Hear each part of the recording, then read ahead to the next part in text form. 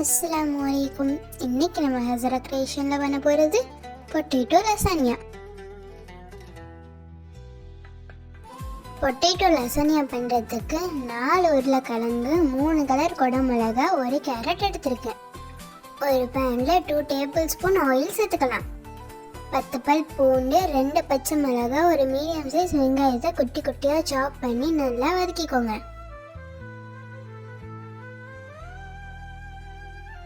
2 teaspoon chilli flakes, 1 teaspoon உப்பு சேர்த்து நல்லா வதக்குங்க.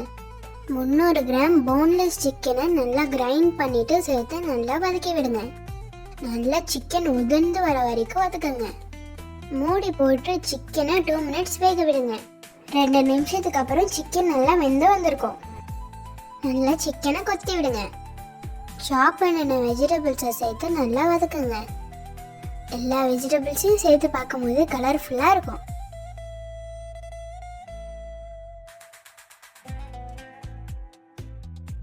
One teaspoon soya sauce. டின்ல விற்கிற டொமேட்டோ பேஸ்ட்லேருந்து 6 டேபிள் ஸ்பூன் அளவு சேர்த்துங்க. டின் பேஸ்ட் இல்லைன்னா 3 மீடியம் சைஸ் தக்காளியை நல்லா பேஸ்ட் பண்ணி சேர்த்துங்க.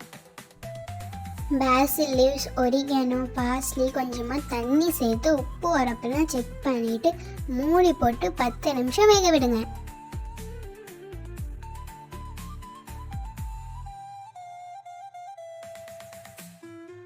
பத்து நிமிஷத்துக்கு அப்புறம் நல்லா வெந்து இதே போல் இருக்கும் போது அடுப்பை ஆஃப் பண்ணிவிடுங்க.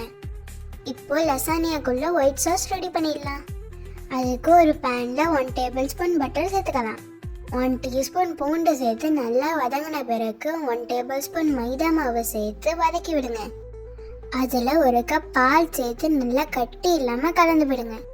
ஒரு 3 டேபிள் ஸ்பூன் அளவு ஃப்ரெஷ் க்ரீம் சேர்த்துக்கலாம். சேர்த்து நல்லா கலந்து விடுங்க.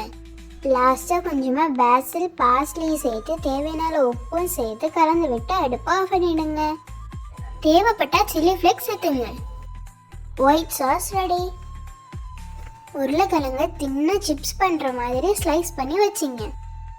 ஒரு பேனில் 1 டேபிள் ஸ்பூன் பட்டரை பேன் ஃபுல்லாக ஸ்ப்ரெட் பண்ணுங்க. பேனில் ஃபஸ்ட்டு லேயராக சிக்கன் கிரேவியை சேர்த்துக்கலாம். நீங்கள் ஓவனில் பேக் பண்ணும்போது உருளைக்கிழங்க வேக வைக்கணும்னு அவசியம் இல்லை. அதே அடுப்பில் வைக்கும்போது பாயில் பண்ணியோ ஃப்ரை பண்ணியோ வைக்கும்போது ஈஸியாக வந்துடும். நான் இன்னைக்கு லைட்டாக ஃப்ரை பண்ணிவிட்டு சேர்த்துருக்கேன்.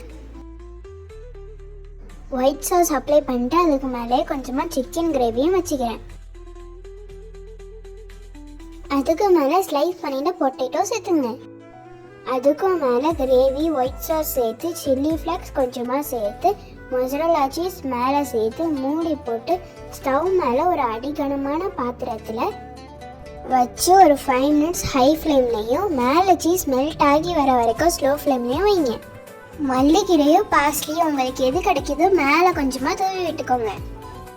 அடுப்பில் மேலே முருகாது, ஓவனில் நல்லா முருகி வரும். மேலே சீஸ் மெல்ட் ஆகி வர வரைக்கும் குக் பண்ணுங்க. அவ்வளோதான், சுவையான பொட்டேட்டோ லசானியா ரெடி.